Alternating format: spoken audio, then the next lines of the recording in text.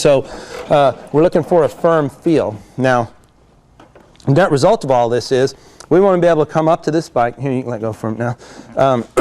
I want to be able to walk up to my bike, grab the bar, and with little hand pressure, I want to be able to move the bike, right? Should be able to do that all by myself. Put my foot on the peg, I want to be able to move the bike, right? All right? And if the suspension does nothing else, it should move, right? So then what we want to do, we want to feel on top, right?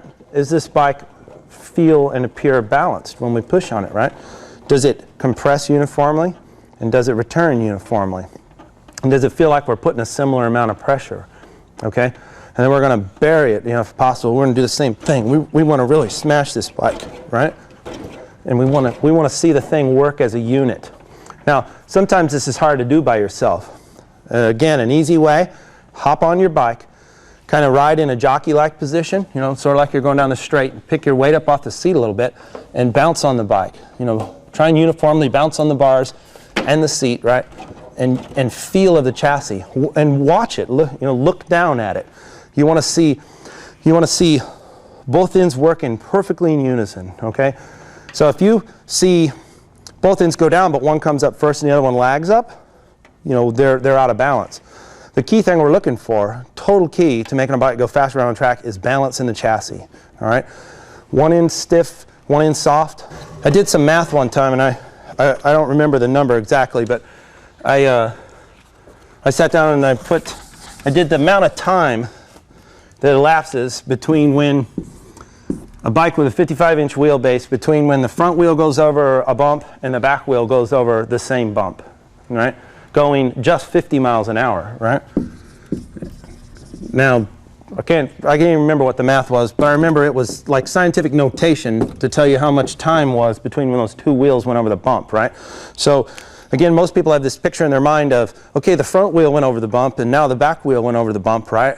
But dynamically, the bike hit the bump, right? And it's a system, it's an all-working system. So, if you have a bike that's perfectly balanced, it won't feel, it'll uniformly hit the bump, even if you feel the bump at all, which hopefully you don't feel it too much. But if you hit the bump, the chassis will remain undisturbed, right? If we had an extremely stiff back of the bike and a nice springy soft front of the bike, well, when this chassis hits that bump, the energy has got to go somewhere. What's being transmitted up into the chassis of the bike has got to go somewhere. And if the bike is balanced, it'll do what it's supposed to do. If not, if the back is stiff, the front is going to take up all of the work that the back isn't doing. Does that make sense? If both ends should drop an inch and come back, or actually in theory both wheels will go up and come back down an inch, right? If one of them doesn't want to move, that energy's gone somewhere, and that means the soft end of the bike is going to now work harder. And if you have mismatched spring rates, then you have a stiff rear of the bike and a soft front. When you get into a turn, and we're not even talking about bumps now, we're just talking about a load. You know how you get that centrifugal force when you're in a turn? Well, if the bike doesn't set down balanced, what happens is if the back is stiff, it's going to load the front down twice as hard, right? Now, engineers are going to argue with me about the twice as hard, but the relative terms, just to clarify this, right? In case an engineer ever watches this tape. It's simply more of an analogy to show you that this end is going to be loaded. Now, loading the front end down on the bike in the turn, you're taking away your trail, right? If we squish this thing down, right, rake angle gets less, trail gets less, right? And this is why bikes tend to low side going into turns, because their trail is, you have the least amount of trail when you're pulling the brake, the bike's at the bottom, and you're trying to turn the bike in, okay? So, we want that bike, when it's in mid-turn, to have a nice, normal, collected, level, stable attitude. We don't want it to have the front end all buried down in the turn while we're trying to carry the most mid-corner speed, right? So, this is why balance, to me, is the key, the whole key to making the thing work. If front end is stiff and you're in the middle of a turn and hits a bump, the bike's going to do this. It gets this upset that makes the energy's going somewhere. So that's what we work for. After we've gone through and set all this up, however we think everything is supposed to be, that balance check is what it's all about. That's where you go back and tweak. And if you ride along and you just sort of bounce and feel on the bike, right? You're bouncing and feeling, and you feel that the front end doesn't want to drop, right? Let a little preload out, let another line out, right? And all of a sudden you'll feel now it works together. Sometimes it's very subtle, right? the difference is very, very subtle. So, or maybe it drops too much, right? The back's like this.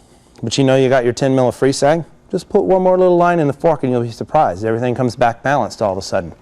So, and then you really can, it's easier from riding it to really, you know, get some weight down into the chassis and watch the thing come up. If the fork comes right back up and the back lags up, the back lags up, loosen that thing up, let that chassis work. If you have any doubt about damping adjustments, less is more. I want to show you something that I thought was really cool.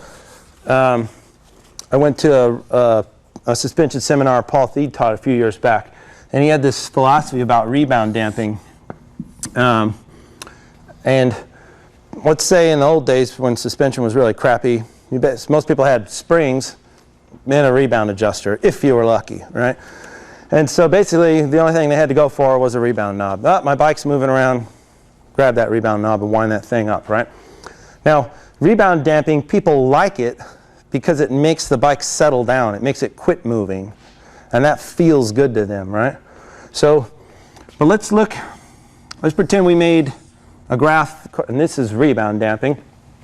We're going to say that when we got none, we have no traction. And as we dial in rebound damping, we're going to get more and more and more and more and more traction until there comes some point where we have the optimum amount of rebound dampening, that could possibly ever occur. And that's the most possible traction you could have. If you started cranking in more rebound damping, you're going to end up with less and less traction, right? It's going to be a negative thing. So we have less and less and less and less and less traction, okay? Now, what's interesting is if you drew a graph that represents what the rider thinks, what it feels like to him, here's this graph, right? Okay? These two instances in time, this is, okay, it feels terrible, feels better, feels better, feels better. Oh man, that feels really great, right? And then up, no, that doesn't feel better, it doesn't feel better, it doesn't feel better, right? The difference is where it feels perfect to you, right? At that moment in time, you've way passed the point where the bike has the best possible grip. Does that make sense? If you, this bike, this is perfect traction, this is where it feels perfect to you. But at that moment in time, if you took this moment and kept screwing down on the knob, it would feel better, feel better, feel better to you just because you would like that, right? You would like that sensation that it quit moving. And this is one of the biggest wars that suspension tuners go through with, particularly with fast riders, because this is guys that got to get the tires to last 18 laps. Out here, tires don't last 18 laps. Here, they last 18 laps, right?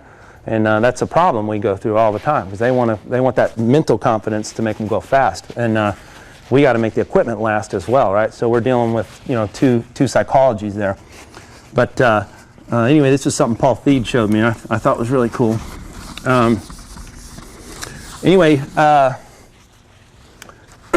so those are damping, the baseline damping adjustments. We had talked about the steering damper, and I want to just make sure to reiterate that again. Stiff is not more. We talk about steering damper just because it's a damping device at this moment, right?